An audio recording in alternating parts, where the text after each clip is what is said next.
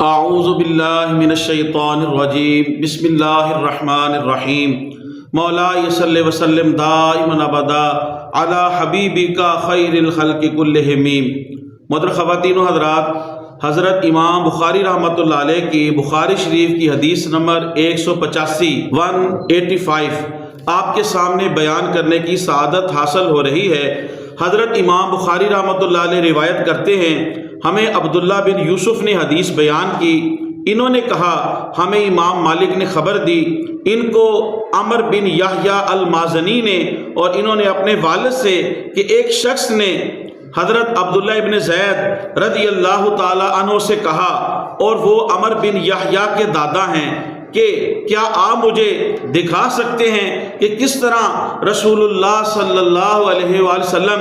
وضو فرمایا کرتے تھے؟ تو حضرت عبداللہ ابن زید رضی اللہ تعالی عنہ نے کہا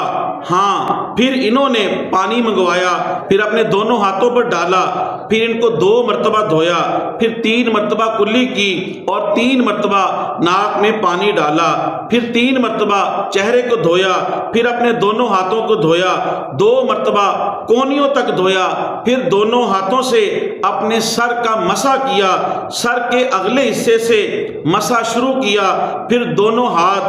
گدی تک لے جا کر وہیں سے واپس لائے جہاں سے مسح شروع کیا تھا، پھر آپ نے اپنے دونوں پیروں کو دھویا۔ محترم خواتین و حضرات، اس حدیث شریف کے اندر حضرت عبداللہ بن زید رضی اللہ تعالیٰ عنہ سے کہا گیا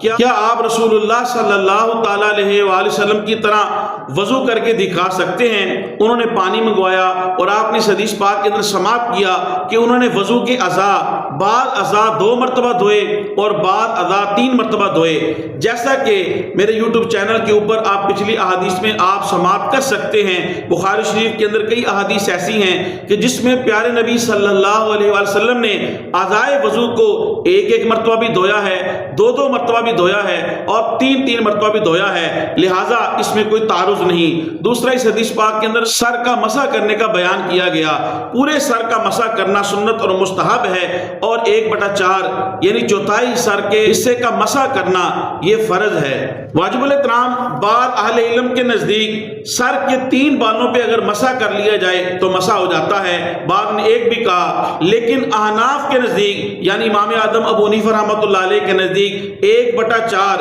یعنی چوتھائی سر کے حصے کا مسح کرنا یہ فرض ہے۔ قرآن مجید کے اندر ہے وَامْسَحُوا بِرُؤُوسِكُمْ، تم اپنے سروں کا مسح کرو۔ اب ہم نے جو قید لگائی ہے 1/4 کی، یہ کہاں سے لگائی ہے؟ چنانچہ اس کی وضاحت حدیث پاک کے اندر آتی ہے، صحیح مسلم کی روایت ہے، حضرت مغیرہ بن شعبہ رضی اللہ تعالیٰ عنہ بیان کرتے ہیں، نبی کریم صلی اللہ تعالیٰ علیہ وآلہ وسلم نے وضو کیا، اپنی پیشانی کی مقدار کے برابر سر کا مسح کیا، اور امامہ اور موضوع پر مسح کیا۔ اس حدیث پاک کے اندر ہے کہ پیارے نبی صلی اللہ علیہ وسلم نے اپنی پیشانی مبارک کی مقدار کے مطابق جو ہے اس سر کا مسح کیا، اس سے 1/4 جو ہے وہ حناف قید لگاتے ہیں۔ اس کے اوپر ایک اعتراض، یہ سوال ہوتا ہے،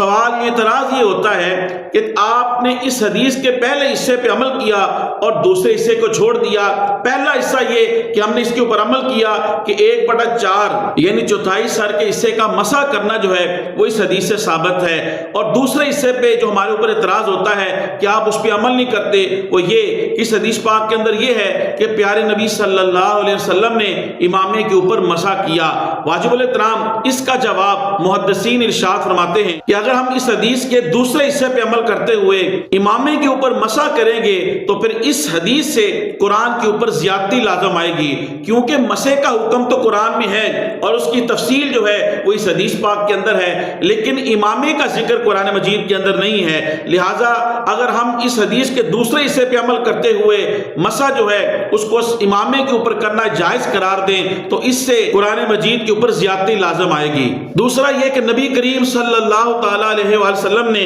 جو امامے پر مسح کیا تھا اس کی تعویل یہ ہے کہ آپ صلی اللہ علیہ وآلہ وسلم نے امامے کے